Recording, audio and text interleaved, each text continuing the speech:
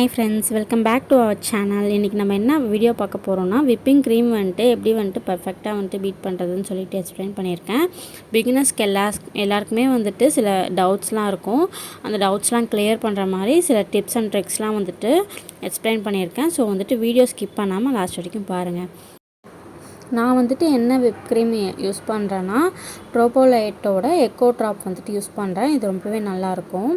அதில் இன்ஸ்ட்ரக்ட் பண்ணியிருக்க மாதிரி நம்ம ஓப்பன் பண்ணிக்கணும். நீங்கள் டேரெக்டாக சிசர்ஸ் வச்சு கட் பண்ணிங்கன்னா நம்ம திருப்பி ரீஸ்டோர் பண்ணுறதுக்கு ரொம்ப கஷ்டமாக இருக்கும். நீங்கள் திருப்பி ஃப்ரீசர்க்குள்ளே ஸ்டோர் பண்ணி வைக்கிறதுக்கு இந்த மாதிரி ஓப்பன் பண்ணால் தான் கரெக்டாக இருக்கும். ஸோ அதில் இன்ஸ்ட்ரக்ட் பண்ணியிருக்க மாதிரி கரெக்டாக ஓப்பன் பண்ணிக்கோங்க. நான் இன்றைக்கி க்ரீம் விப் பண்ணுறதுக்கு 2 கப் எடுத்துருக்கேன். 250 ml கப் அளவு கப்பில் 2 கப் எடுத்துக்க போகிறேன். க்ரீம் நீங்கள் விப் பண்ணுறதுக்கு ஒரு 1/2 hour முன்னாடியே ஃப்ரீசர்லேருந்து எடுத்து வெளியே வச்சுருங்க. இந்த மாதிரி லிக்விட் கன்சிஸ்டன்சியில் இருந்தால் தான் க்ரீம் நல்லா விப் ஆகி வரும். 2 கப் எடுத்துக்கிறேன். நம்ம 2 கப் அளந்து எடுத்துட்டு மிச்சம் இருக்க விப்பிங் க்ரீமை இந்த மாதிரி ஒரு கிளிப்பு வச்சு நம்ம லாக் பண்ணி மறுபடியும் ஃப்ரீசருக்குள்ளேயே ரீஸ்டோர் பண்ணிக்க போகிறோம். இது மாதிரி பண்ணுறதால லீக்கேஜ்லாம் அதிகமாக இருக்காது. ஸோ இது மாதிரி லாக் பண்ணி நம்ம ஃப்ரீசருக்குள்ளேயே வச்சுக்கலாம். அடுத்து நான் பீட்டரோட பிளேட் ஒரு 10 minutesக்கு ஃப்ரீசருக்குள்ளே வச்சு எடுத்திருக்கேன். இது ஏன்னு பார்த்தீங்கன்னா, அப்போ தான் நல்லா ஈஸியாக சீக்கிரமாக க்ரீம் பீட் ஆகி வரும். அது மேலே இருக்க சின்ன சின்ன தண்ணி ட்ராப்ஸ்லாம் இருக்கும். அதெல்லாம் நம்ம ஒரு துணி வச்சு எடுத்துட்டு அதுக்கப்புறம் பார்த்திங்கன்னா பீட்டரை வச்சு பீட் பண்ண ஸ்டார்ட் பண்ணலாம். எப்பயுமே ஃபஸ்ட்டு ஸ்பீட்லேருந்து தான் பீட்ரு ஸ்டார்ட் பண்ணணும். உங்கள் பீட்டரில் எப்பயுமே எல்லா பீட்டர்லேயுமே 5 ஸ்பீடு வரைக்கும் இருக்கும்.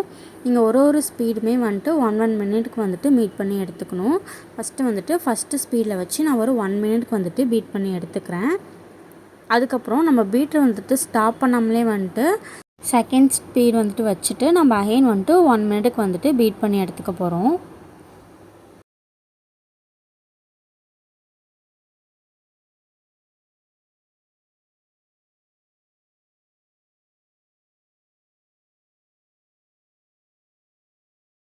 ரெண்டு ஸ்பீட் வச்சு 2 நிமிஷம் பீட் பண்ணதுக்கப்புறம் நான் ஐசிங் சுகர் ஆட் பண்ணிக்க போகிறேன்.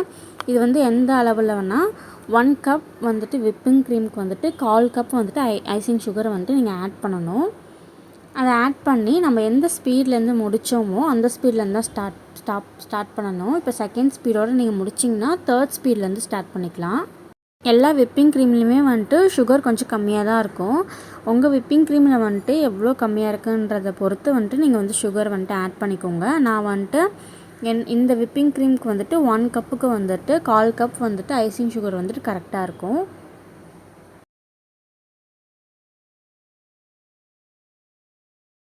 அடுத்து நான் இன்னொரு 1/4 கப் ஐசிங் சுகர் ஆட் பண்ணிக்கிறேன். ஆட் பண்ணிவிட்டு இப்போ நம்ம 3rd ஸ்பீடோட ஃபினிஷ் பண்ணியிருக்கோம். இப்போ அடுத்து 4th ஸ்பீட்லேருந்து நம்ம ஸ்டார்ட் பண்ணணும்.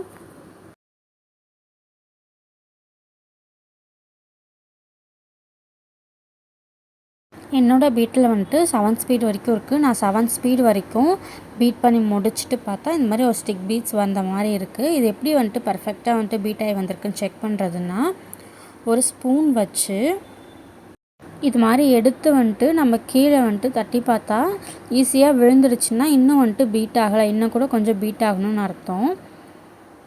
ஸோ நம்ம எந்த ஸ்பீட்லேருந்து விட்டோமோ அதே ஸ்பீட்லேருந்து ஸ்டார்ட் பண்ணணும். நான் 7th ஸ்பீட்லேருந்து ஸ்டார்ட் பண்ணியிருக்கேன் திரும்பவும்.